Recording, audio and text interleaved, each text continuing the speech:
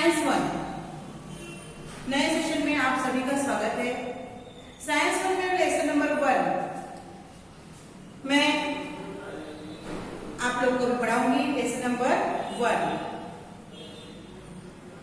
Gravitation. Lesson number 1 में हमको पढ़ना है ग्रेविटेशन।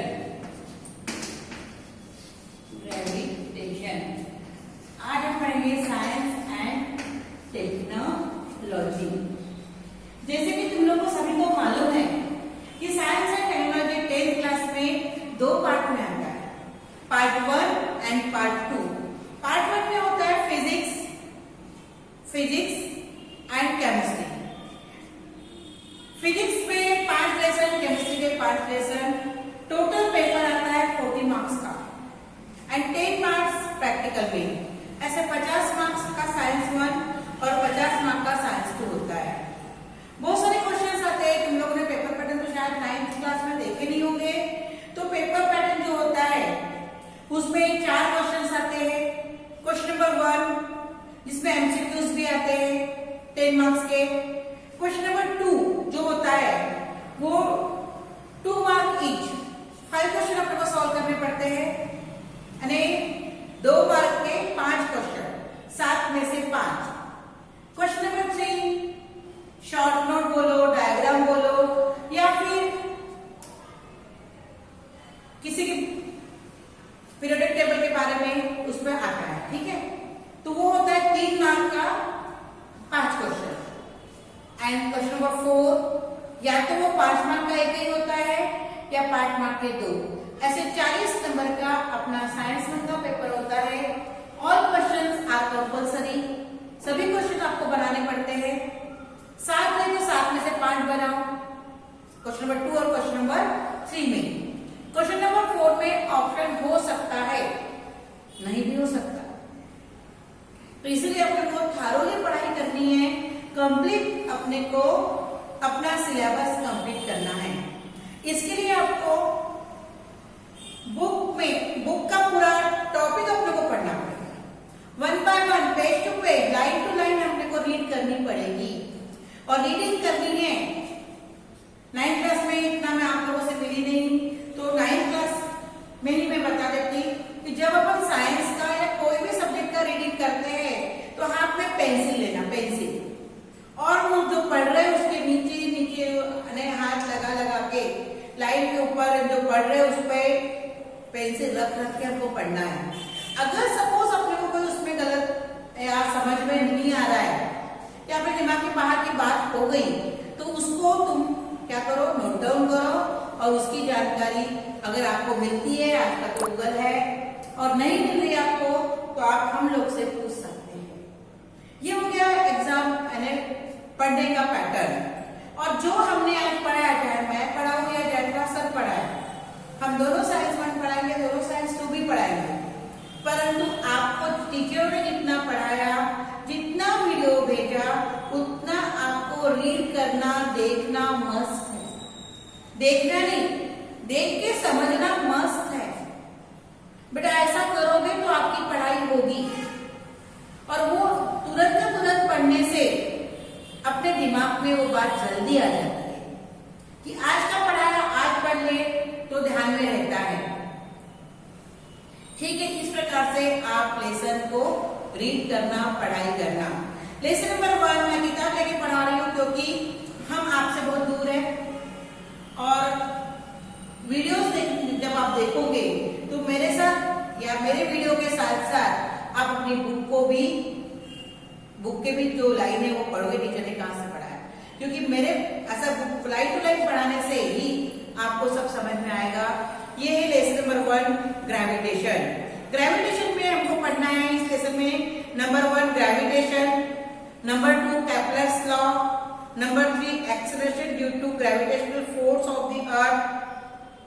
फिर पढ़ना है circular motion and centripetal force, Newton's universal law of gravitation, then free fall and escape velocity.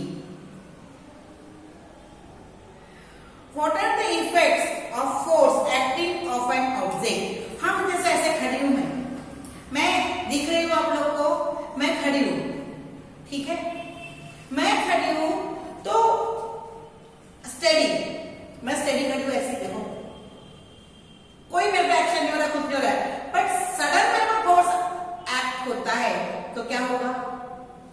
Sudden कोई एक्स्ट्रा फोर्स मेरे बॉडी में एक्ट हो रहा है तो व्हाट विल हैपन, क्या होगा, मैं या तो इधर आ जाऊंगी या सामने हो जाऊंगी या इम्बैलेंस हो जाऊंगी, ठीक है, मैं ऐसे इम्बैलेंस हो जाऊंगी, ये आपको दिखाई देगा, मैं इम्बैलेंस हो जाऊंगी तो what will happen, effect of force on an object. किताब रखी है, हम इसे ऐसा कुछ यहाँ पे डस्टर रखा हुआ है, डस्टर, ये डस्टर यहाँ पे रखा है, आज भी रहेगा जब तक उसको उठाएंगे नहीं। अब उठाने के लिए आपको फोर्स एक्ट करना पड़ेगा, right. What types of force are you familiar with, बहुत सारे फोर्स है। Then what do you know about the gravitational force. Gravitational force तुमने बचपन में कहानियां पढ़ी होगी, न्यूटन एक पेड़ पे, ऐसा कहते हैं 9th क्लास में था कि न्यूटन पेड़ के नीचे बैठा है, वहां पे एप्पल फॉल हुआ, एप्पल नीचे गिर गया, ऐसा ये आ रहा है नीचे, तो फेंकी गई वस्तु ऊपर से नीचे आती है due to gravitational force of earth, सबको मालूम है ना। As we have learned, the phenomena of gravitation was discovered by Sir Isaac Newton. जब ग्रेविटेशन को किसने डिस्कवर किया, न्यूटन ने।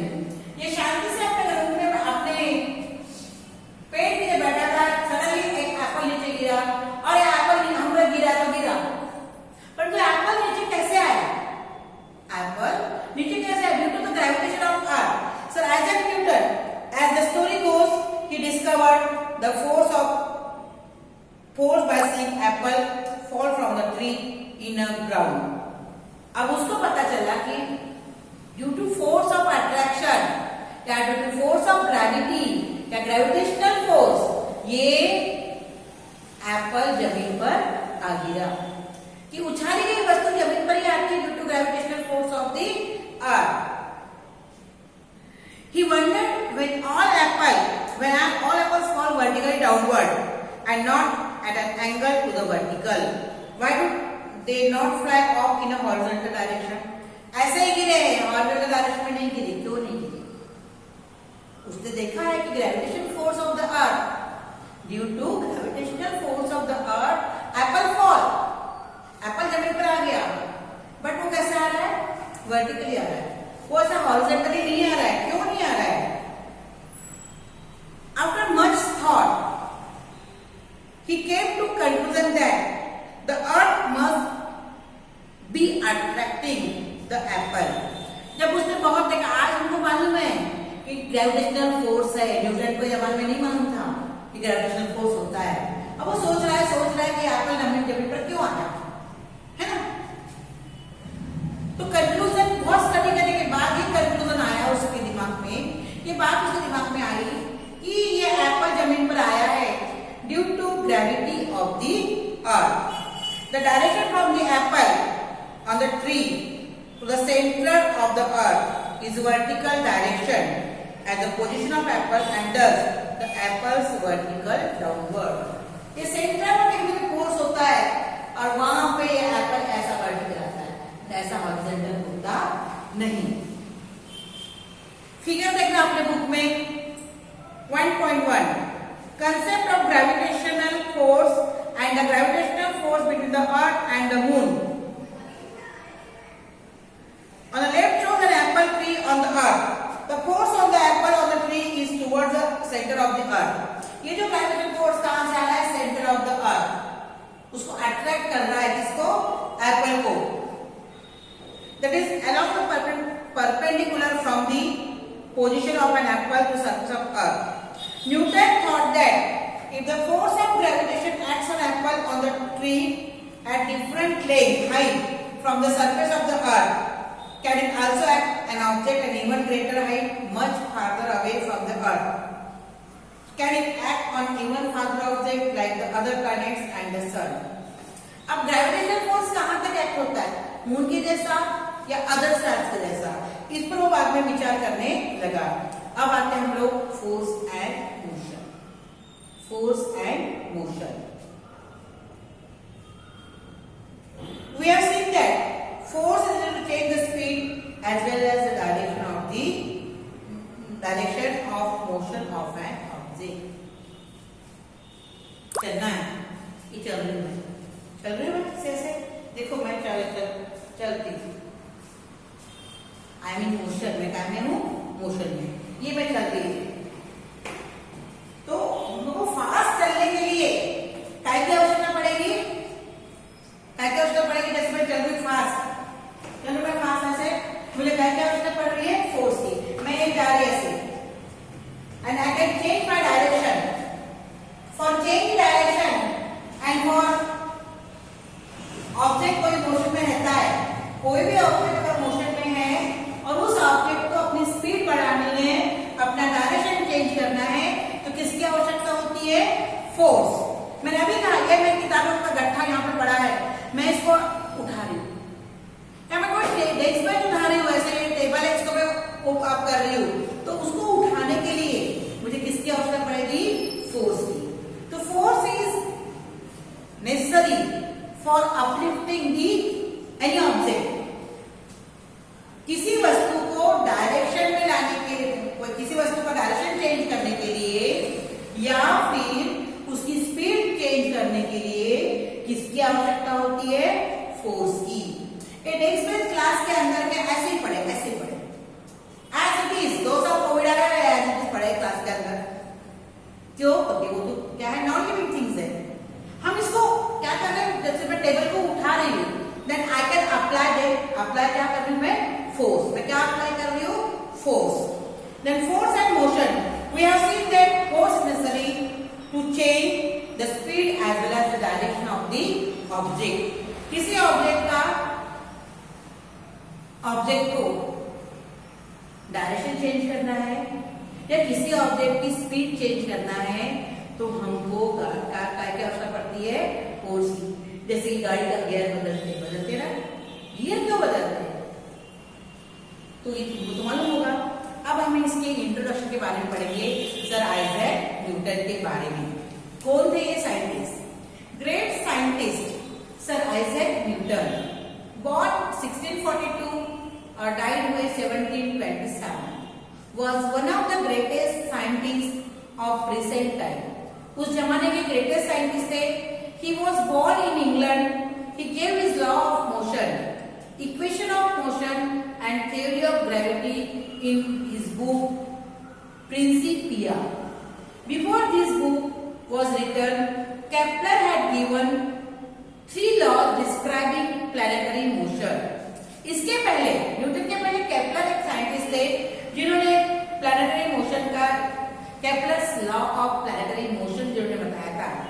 However, the reason why planets move in the way described by the Kepler's law was not known.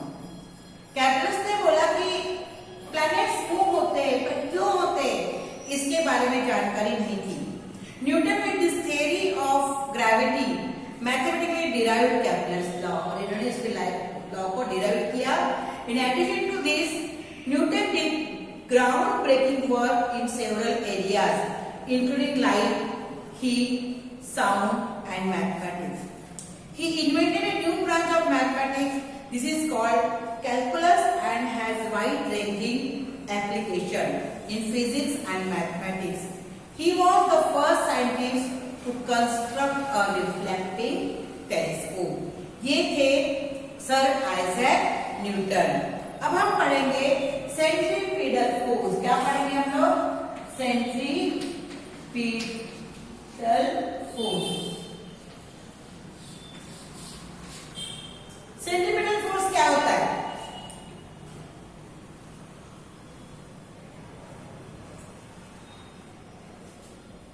Suppose this stone है, इसको मैं tie कर दिया, वो नीचे घूम रहा है ऐसा, है ना? जैसे ये है, मैंने यहाँ पे इसको बांध दिया, है ना, ऐसा, और इसका ये इस प्रकार से रख दिया। देखो मैंने यहाँ पे इसको ये बांध लिया है, ऐसे ही थोड़ा सा मामूली बांधा है मैंने, ये ऐसा, इसका एक एंड मैंने ऐसा ऐसा पकड़ा हुआ है, ये दिख रहा है, ऐसा पकड़ा है इधर से, और मैं इसको क्या करूंगी, अभी ये बन नहीं रहा है प्रॉपरली, ये देखो इस प्रकार से मैंने बांध लिया इसको,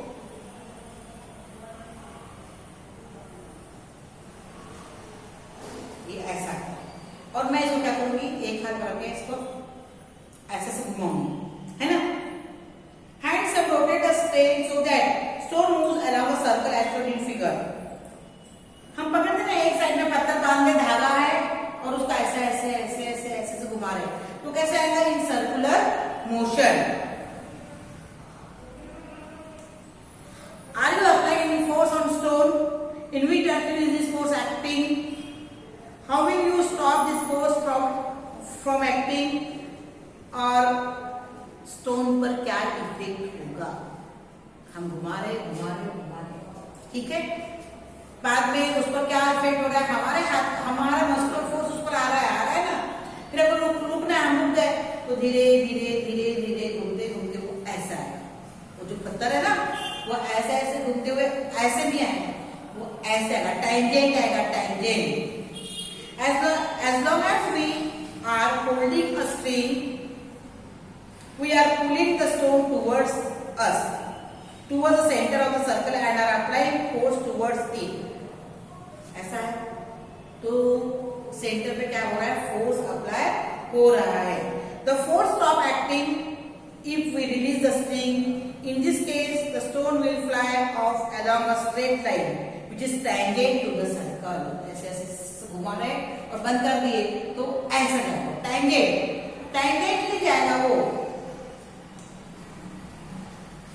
because that its direction of its velocity at instant time. You may recall that we have performed a similar activity previously in which 5 rupees coin kept in rotating circular disc flies off disc along the tangent to the disc. Because the force acts on any object moving along a circle, it is directed towards the center of the circle, is called the centripetal force. अब centripetal force क्या होता है? A force acts on any object moving along a circle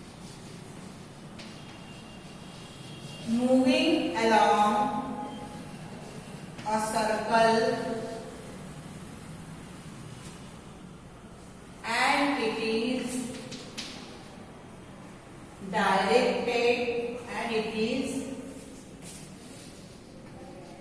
directed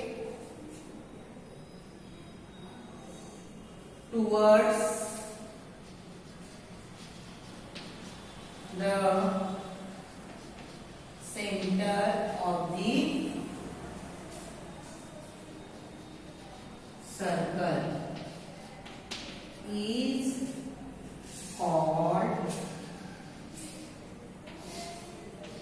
centripetal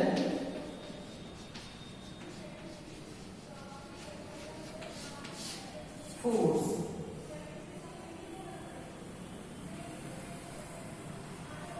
अब centripetal का मतलब क्या है?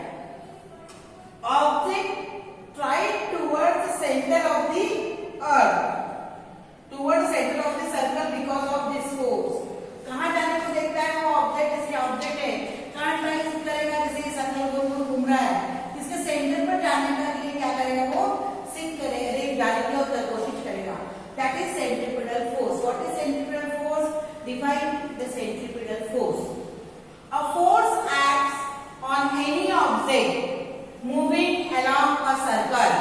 किसी भी ऑब्जेक्ट पे जो फोर्स एक्ट होता है, जो सर्कुलर वे में मूव करता है, it is directed towards the center of circle, is called centripetal force. एक बार फिर ध्यान से सुन लो, what is meant by centripetal force? A force acts on any object moving along a circle and it is directed towards the center of the circle. This is called centripetal force. What is meant by centripetal? Centripetal means center seeking. That is, the object tries to go towards the center of the circle because of the force. ठीक है, अब तुमको centripetal force की definition याद करनी है। इस lesson में तुमको क्या पढ़ना है? Gravitation, first definition of gravitation, then centripetal force. Centripetal force के बाद हम पढ़ेंगे सर्कुलर मोशन। अपन पढ़ ली ना, सर्कुलर मोशन में किस प्रकार से सेंट्रीपिटल फोर्स आता है, वही अपने को देखना है। A force act on any object, a force act on any object moving along a circle. Circle में जो एक्ट होता है फोर्स, जो मूव करते हैं circle, it is directed towards the centre of circle is called centripetal force, is called as centripetal force।